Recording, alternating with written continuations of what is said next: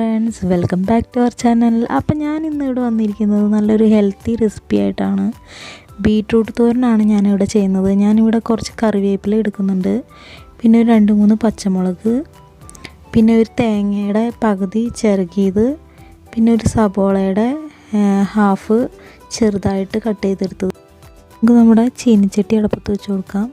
ചട്ടി ഒന്ന് ചൂടായി കഴിയുമ്പോൾ നമുക്കതിലേക്ക് ഒരു 2-3 ടേബിൾ സ്പൂൺ വെളിച്ചെണ്ണ ഒഴിച്ച് കൊടുക്കാം. പിന്നെ അതിലേക്ക് എണ്ണ നന്നായിട്ട് മൂത്ത് കഴിഞ്ഞുമ്പോൾ നമുക്കതിലേക്ക് 1 ടീസ്പൂൺ കടുക് ചേർത്ത് കൊടുക്കാവുന്നതാണ്.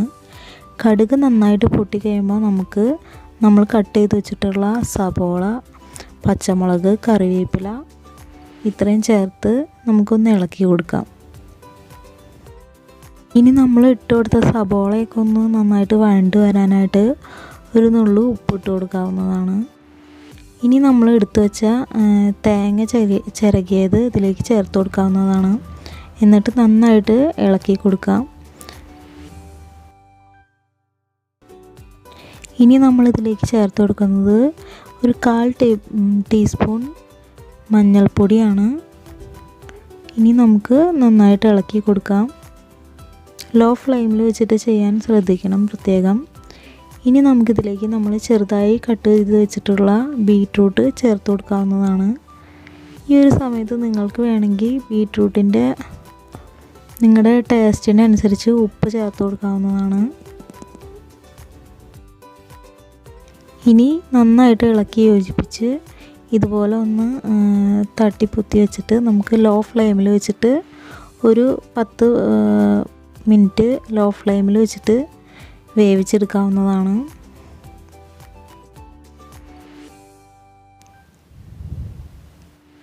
ഇടയ്ക്ക് നമ്മളൊന്ന് തുറന്ന് നോക്കി വെച്ചും ഒന്ന് ഇളക്കി കൊടുക്കണം. എന്നിട്ട് പിന്നെ ഞാൻ മൂടി വെച്ചു.